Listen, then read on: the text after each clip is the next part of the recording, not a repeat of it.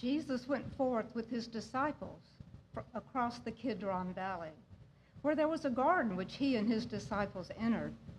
Now Judas, who betrayed him, also knew this place, for Jesus often met there with his disciples. So Judas, procuring a band of soldiers and some officers from the chief priests and the Pharisees, went there with lanterns and torches and weapons. Then Jesus, knowing all that was to befall him, came forward and said to them, "Whom do you seek?" They answered him, "Jesus of Nazareth." Jesus said to them, "I am he." Judas, who betrayed him, was standing with them. When he said to them, "I am he," they drew back and fell to the ground. Again he asked them, "Whom do you seek?" And they said, "Jesus of Nazareth." Jesus answered, "I told you that I am he. So if you seek me, let these men go." This was to fulfill the word which he had spoken. "I did not lose a single one of those whom you gave me." Then Simon Peter, having a sword, drew it and struck the high priest's slave and cut off his right ear. The slave's name was Malchus. Jesus said to Peter, "Put your sword into its sheath. Shall I not drink the cup which the Father has given me?"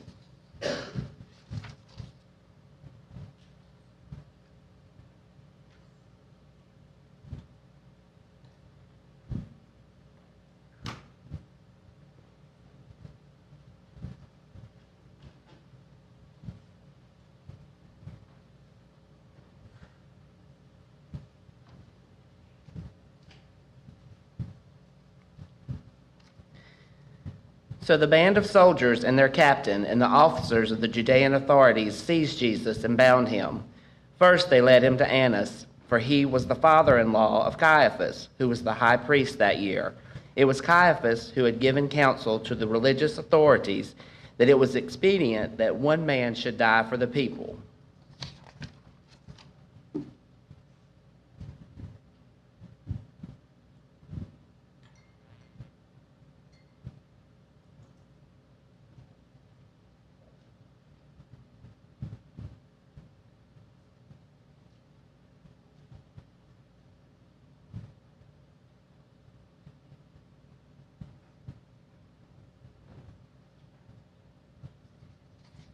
Simon Peter followed Jesus, and so did another disciple.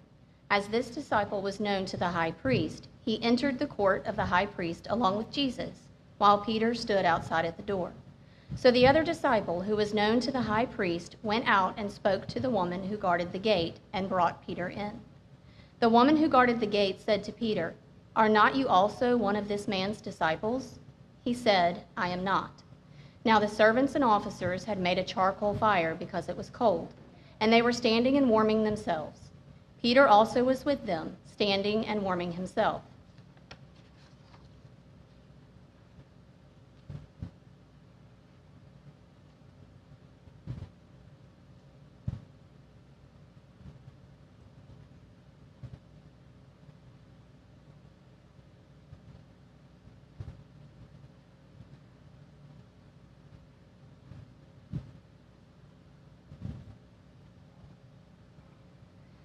The high priest then questioned Jesus about his disciples and his teaching. Jesus answered, "I have spoken openly to the world. I have always taught in synagogues and in the temple, where all Jewish people come together. I have said nothing secretly. Why do you ask me? Ask those who have heard me what I said to them. They know what I said." When he said this, one of the officers standing by struck Jesus with his hand, saying, "Is that how you answer the high priest?" Jesus answered, "If I have spoken wrongly, bear witness to the wrong. But if I have spoken rightly, why do you strike me?" Annas then sent him bound to Caiaphas the high priest.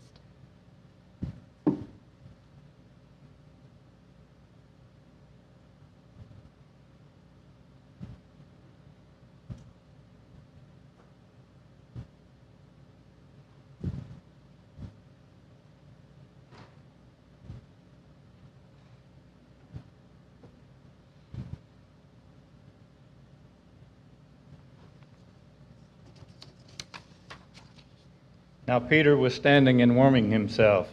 They said to him, "Are not you also of his disciples? He denied it and said, I am not. One of the servants of the high priest, a kinsman of the man whose ear Peter had cut off, asked, Did I not see you in the garden with him? Peter again denied it, and at once the cock crowed.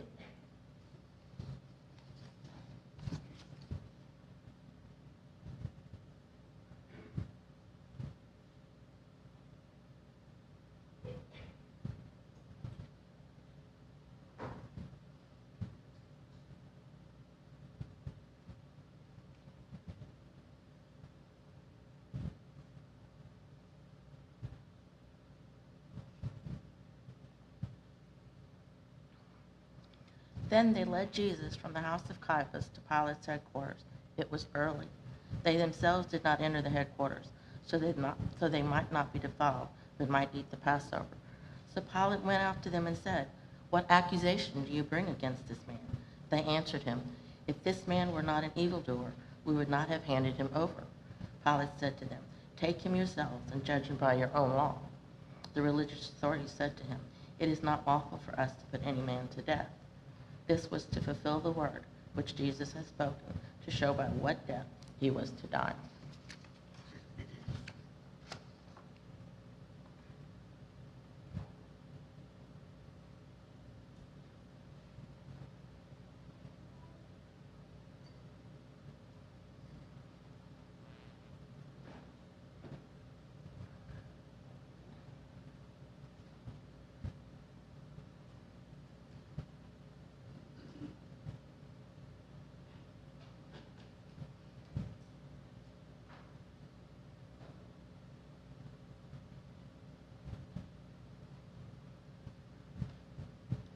Pilate entered the headquarters again and called Jesus and said to him, Are you the king of the Jews? Jesus answered, Do you say this of your own accord, or did others say it to you about me? Pilate answered, Am I a Jew? Your own nation and chief priests have handed you over to me. What have you done? Jesus answered, My kingship is not of this world. If my kingship were of this world, my servants would fight that I may not be handed over to the religious authorities. But my kingship is not from the world. Pilate said to him, So you are a king? Jesus answered, You say that I am a king. For this reason I was born. For this I have come into the world, to bear witness to the truth. Everyone who is of the truth hears my voice. Pilate said to him, What is truth?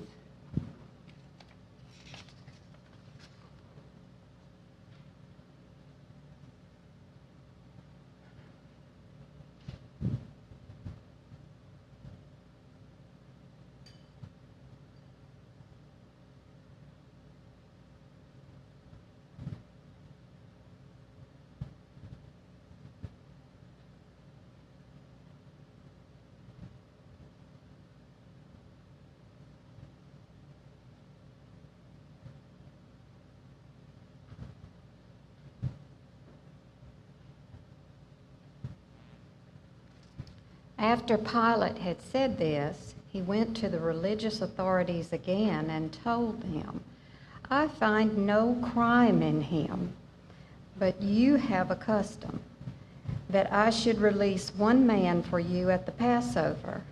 Will you have me release for you the King of the Jews? They cried out again, Not this man, but Barabbas. Now Barabbas was a robber.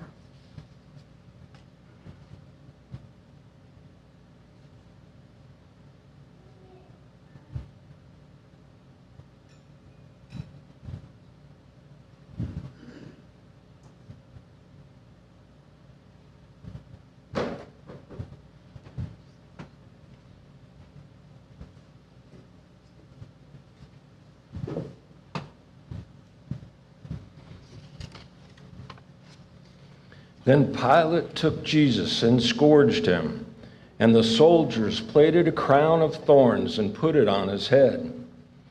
and arrayed him in a purple robe. They came up to him, saying, "Hail, King of the Jews!" and struck him with their hands. Pilate went out again and said to them, "See, I am bringing him out to you, and you may know that I find no crime in him." So Jesus came out wearing the crown of thorns and the purple robe. Pilate said to them, "Behold the man." When the chief priests and the officers saw him, they cried out, "Crucify him! Crucify him!" Pilate said to them, "Take him yourselves and crucify him, for I find no crime in him." The religious authorities answered him, "We have a law, and by that law he ought to die, because he has made himself the Son of God." When Pilate heard these words, he was the more afraid. He entered the headquarters again and said to Jesus, "Where are you from?" But Jesus gave no answer. Pilate therefore said to him, "You will not speak to me? Do you not know that I have power to release you and power to crucify you?" Jesus answered him, "You would have no power over me unless it had been given to you from above. Therefore, he who delivered me to you has the greater sin."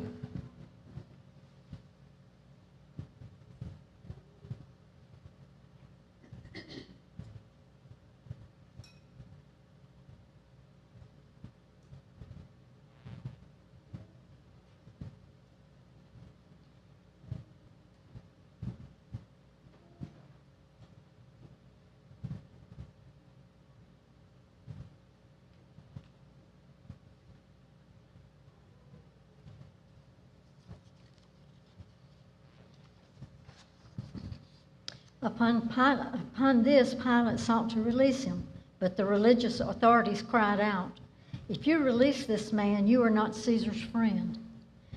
Everyone who makes himself a king sets himself against Caesar." When Pilate heard these words, he brought Jesus out and sat down on the judgment seat at a place called the Pavement, and in Hebrew, Gabbatha. Now it was the day of preparation of the Passover. It was about the 6th hour. He said to the religious authorities, "Behold your king." They cried out, "Away with him! Away with him! Crucify him!" Pilate said to them, "Shall I crucify your king?" The chief priest answered, "We have no king but Caesar." They handed him over to be crucified.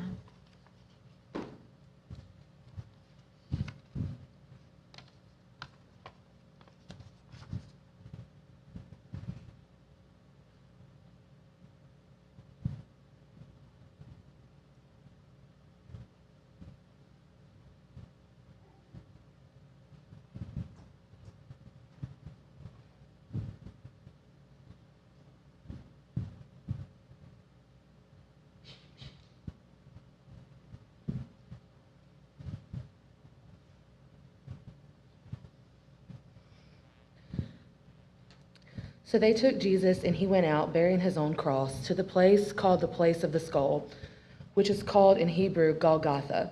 There they crucified him, and with him 2 others, one on either side, and Jesus between them.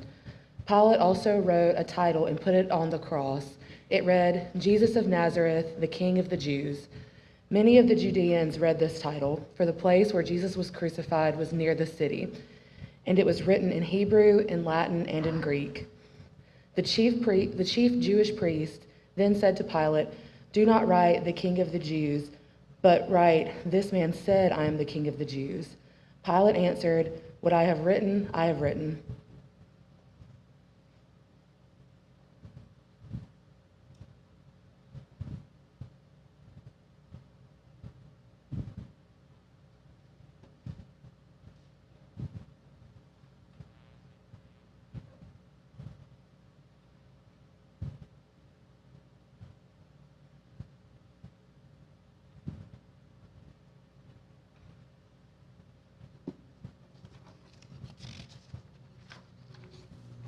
When the soldiers had crucified Jesus, they took his garments and made 4 parts, one for each soldier, and also his tunic. But the tunic was without seam, woven from top to bottom.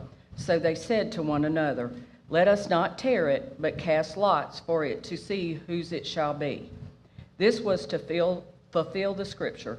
They parted my garments among them, and for my clothing they cast lots.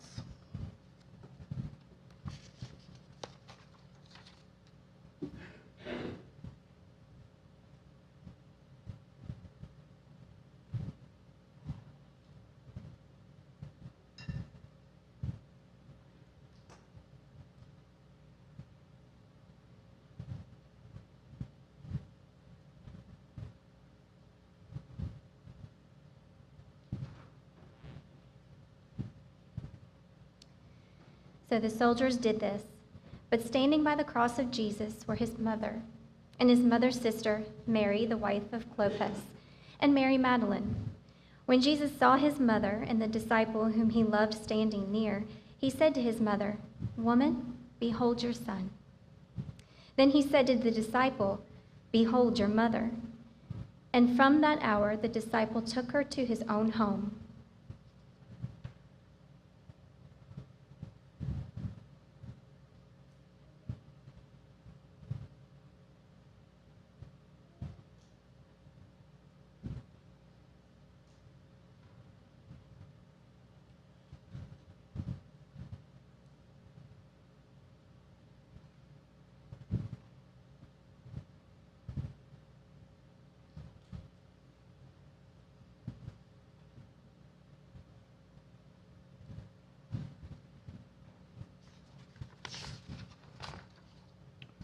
After this, Jesus, knowing that all was now finished, said to fulfill the scripture, "I thirst."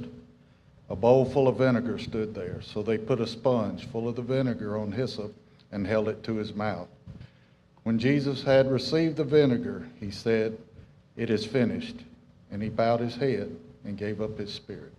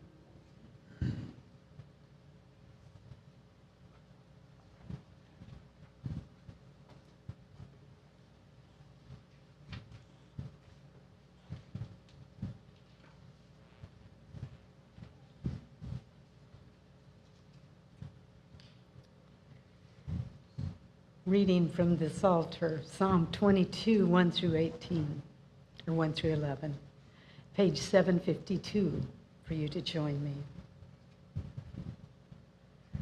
My God, why have you forsaken me?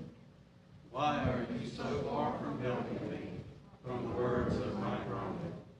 Oh my God, I cry by day, but you do not answer. And by night, but find no rest. Yet you, the praise of Israel, are enthroned in holiness. And you are forever trusted. They trusted and you delivered them. To you they cried and were saved. In you they trusted and were not disappointed. But I am a worm and not human. Scorned by others and despised by the people. All who see me mock at me. They make mouths at me. They wag their heads. He committed his cause to the Lord. Let the Lord deliver him. Let the Lord rescue him, for the Lord delights in him. Yet it was you who took me from the womb. You kept me safe upon my mother's breast. Upon you I was cast from my birth, and since my mother bore me, you have been my God. Do not be far from me, for trouble is near, and there is none to help.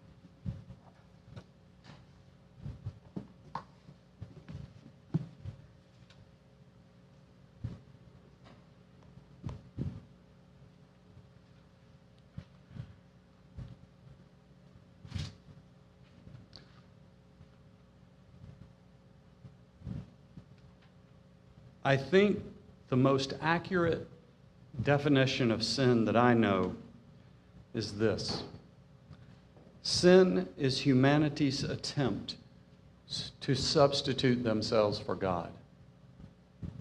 That's the original sin. That's what Adam and Eve tried to do. The lure was just too great. You can know everything God knows, therefore you can be God.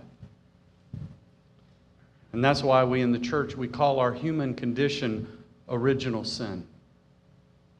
We are constantly trying to substitute ourselves for God. Sin pushes God away from us. I don't need you. Go away. I don't need a Lord. I don't need anyone telling me what to do.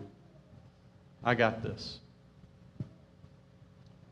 But one only need look at the images coming from Ukraine to see that we all need something other than ourselves. Spiritual writer Morton Kelsey writes this: scratch the surface of a person, and below you can find a beast, or worse than a beast. That's not something we like to hear. But here are the facts. Germany was the most educated and literate nation in the world in the first half of the 20th century. But who were those people that ran the Nazi concentration camps for Adolf Hitler? Until the monster within them was unleashed, they were peaceful people who never hurt anyone. And consider some of the people who contributed to Jesus' death. Pilate. Pilate gets a lot of blame for Jesus' death. We even mention him in our creeds. But he didn't want to kill Jesus. He was simply a coward. He had no courage to do what he thought was the right thing. What about the high priest Caiaphas? He was an upstanding man, a respected spiritual leader. He sought to condemn Jesus because he thought he was protecting the Jewish faith. He thought he was defending God. He wanted to protect his people from Roman intrusion. And he said, better that one man dies than a whole nation destroyed. Caiaphas thought that he had a hold on the truth, and he was too rigid to see another way. What about Judas? Judas was impatient. Judas wanted the Messiah to round up the troops and overthrow the oppressors, a cause that he thought was noble, a cause that many Jews like him thought was noble. He wanted matters taken into his own hands. And what about the nameless carpenter who made the cross that Jesus was crucified on? He knew what he was making. He knew it was an instrument of torture and death. Did he make crosses because he was a ruthless killer? Not likely. He probably just needed the money. And what about the crowd that shouted, "Crucify him"? Did they all really care that much? Were they all like Saul, who wanted to persecute as many followers of Jesus as he could? Were they all believers? Did they all really believe that Jesus was a greater criminal than Barabbas? Or were they just caught up in the moment following the crowd? Cowardice, rigidity, impatience, the need for money, peer pressure. It doesn't take too much to unleash the devil within. The cross of Jesus Christ is a symbol of what ordinary people are capable of when they don't take seriously the devil within. And if original sin is man substituting himself for God, then salvation is God substituting himself for man. And instead of inflicting on us what we deserve, God in Jesus Christ endured it on our behalf so that the cross of Christ would expose us for who we are and bring us to our knees. Lord, save us.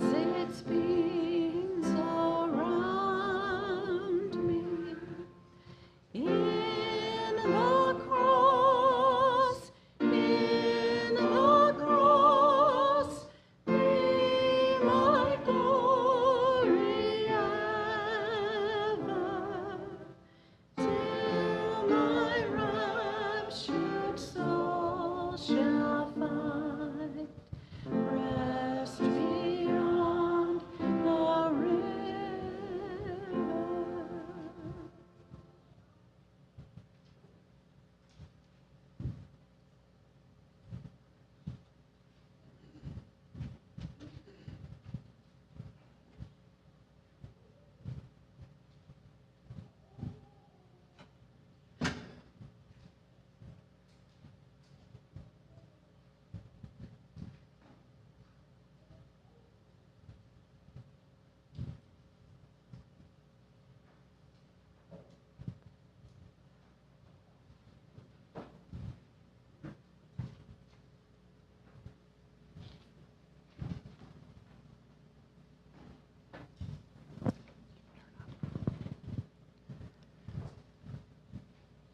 O sacred head now wounded, with grief and shame weighed down, now scornfully surrounded, with thorns thine only crown. How pale thou art with anguish, with sore abuse and scorn. How does that visage languish, which once was bright as morn?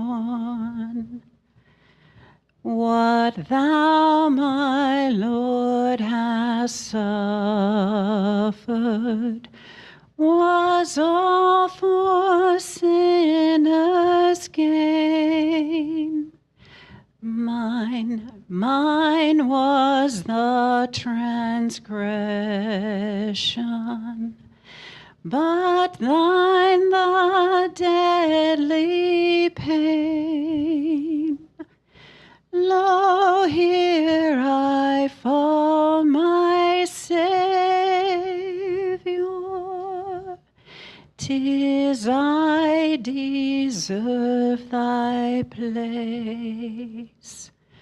Look on me with thy favor. Vouchsafe to me thy grace. What language shall I borrow to thank thee, dearest friend,